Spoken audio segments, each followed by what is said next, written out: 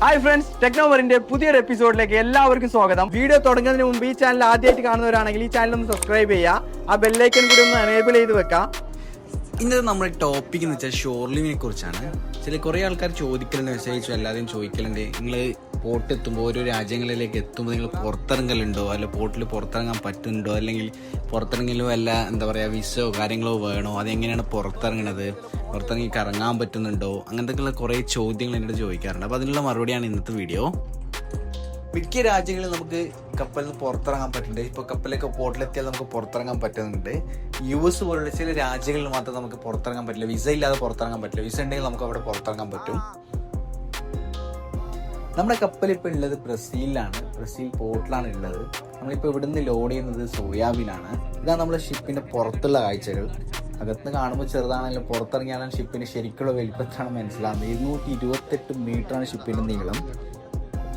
ഇന്ന് നമ്മൾ ചെറിയൊരു പർച്ചേസും കാര്യങ്ങളൊക്കെ ഉണ്ട്. അപ്പോൾ അതിനു വേണ്ടിയായിരുന്നു പുറത്തു പോകുന്നത്. ഏകദേശം ഇറങ്ങുമ്പോൾ തന്നെ 6 മണി കഴിഞ്ഞിട്ടുണ്ടായിരുന്നു. അങ്ങനെ നേരെ നമ്മൾ ഷിപ്പിൻ്റെ സൈഡിൽ കൂടെ ഇമിഗ്രേഷൻ ഓഫീസിലോട്ട് പോവുകയാണ്. കുറച്ചൊരു 500 മീറ്റർ നടക്കാനുണ്ട്. ഷിപ്പ് പോർട്ടിൽ നിന്ന് ഒരു 500 മീറ്റർ പുറത്തേക്ക് നടക്കാനുണ്ട്. അങ്ങനെ നടന്നുകൊണ്ട് നമ്മൾ പുറത്തു പോവാണ്.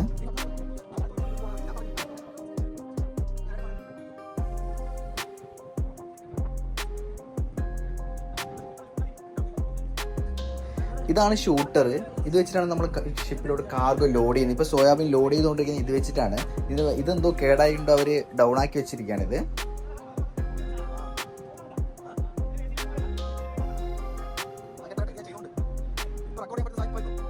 അങ്ങനെ ലാൻഡിലെ കാഴ്ചകളൊക്കെ കണ്ട് നേരെ ഇമിഗ്രേഷൻ ഓഫീസിലോട്ടാണ്.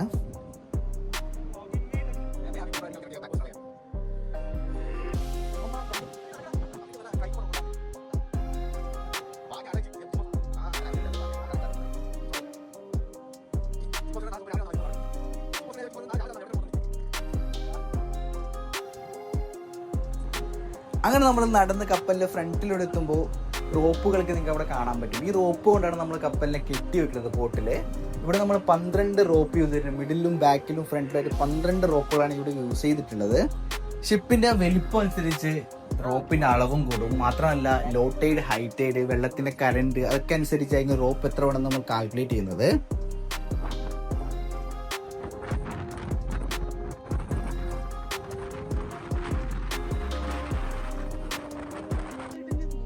അങ്ങനെ ഇവിടെ ചെറിയൊരു ബ്രിഡ്ജൊക്കെ കാണണ്ട. ബ്രിഡ്ജ് കടന്നാണ് നമുക്ക് ഇമിഗ്രേഷൻ ഓഫീസിലോട്ട് എത്തേണ്ടത്. ഇമിഗ്രേഷൻ ഓഫീസ് എന്ന് പറയുമ്പോൾ നിങ്ങൾ എയർപോർട്ടിൽ കണ്ടിട്ടുണ്ടാവുമല്ലോ, 10 ആളൊക്കെ ഇരുന്ന് എന്താ പറയുക കുറേ ലൈനും കാര്യങ്ങളൊക്കെ ഉണ്ടാവും. പക്ഷേ ഇവിടെ അങ്ങനെയൊന്നും ഇല്ല. ഇത് ചെറിയൊരു സെറ്റപ്പാണ്. കാരണം വെച്ചാൽ ഇത് ഈ പോർട്ട് സ്ഥിതി ചെയ്യുന്നത് ഇവിടെ സിറ്റിയിലൊന്നും അല്ല, ഇതൊരു ഉൾപ്രദേശമാണ്.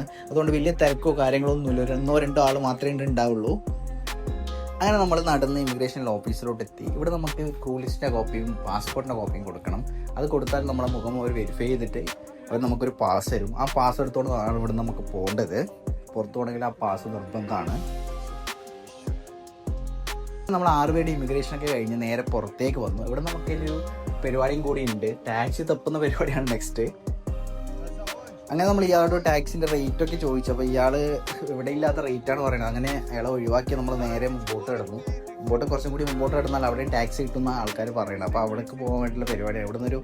ഇവിടുന്നൊരു 300 മീറ്റർ ഉണ്ട്. അപ്പോൾ അവിടേക്ക് നടക്കാനുള്ള പരിപാടിയാണ്.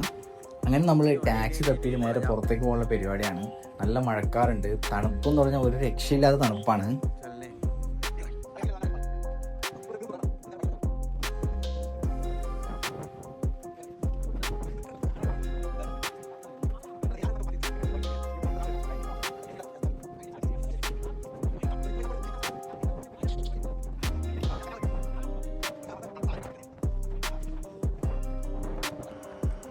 അങ്ങനെ നമ്മൾ നടന്ന് നേരെ കിട്ടി. എൻ്റെ മുകളിൽ കാണുന്നത് ഒരു ബ്രിഡ്ജോ ഒന്നും അല്ലത്.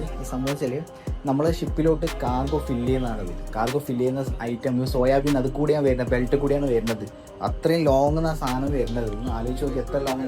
ഇപ്പം തന്നെ 1 കിലോമീറ്റർ ആയി തോന്നുന്നത് നടന്ന് അത്ര ദൂരമാണ്. ഇനി കുറച്ചും കൂടി നടന്നത് അവിടെ ചെക്ക് പോയിന്റ് കാണണം. ആ ചെക്ക് പോയിന്റ് അവിടെ നമ്മൾ മുമ്പ് ചെയ്തൊരു പാസ് ഉണ്ട്, അവർ ചെയ്തൊരു പാസ് ഉണ്ട് പുറത്ത്. ആ പാസ് അവിടെ കാണിച്ചാൽ മാത്രമേ അവർ പുറത്ത് വിടുള്ളൂ. എന്നിട്ട് അവിടുന്ന് ഞങ്ങൾ പാസ് കാണിച്ച് നേരെ പുറത്തേക്ക് പോകാൻ വേണ്ടിയുള്ള പരിപാടിയാണ്. അങ്ങനെ ടാക്സിൻ്റെ ഒക്കെ ഡ്രൈവറോട് സംസാരിച്ച് ടാക്സിയൊക്കെ ഒപ്പിക്കാനുള്ള പരിപാടിയാണ്. അങ്ങനെ ഞങ്ങൾ ടാക്സിൻ്റെ റേറ്റൊക്കെ സംസാരിച്ചപ്പോൾ അവസാനമായിട്ട് ഒരു പെർ ഹെഡിന് $15 എന്ന് പറഞ്ഞു. അപ്പോൾ ഒരു ടാക്സിക്ക് $45, 2 ടാക്സിക്ക് $90 തന്നെ എന്ന് പറഞ്ഞു. അപ്പോൾ ഞാൻ റേറ്റൊക്കെ ഞങ്ങൾ ഫിക്സ് ചെയ്ത് നമ്മൾ നേരെ ഷോപ്പിംഗ് മോളിലേക്ക് പോവാണ്.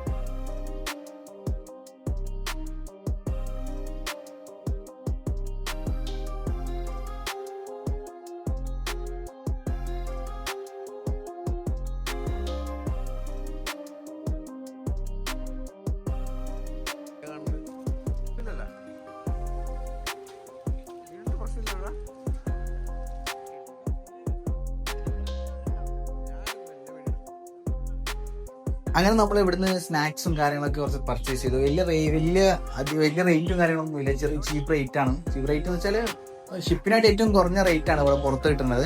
അപ്പോൾ സാധനമൊക്കെ ഇവിടുന്ന് കുറച്ച് പർച്ചേസ് ചെയ്ത് നേരെ നമ്മൾ ബില്ലിംഗ് കൗണ്ടറിലേക്ക്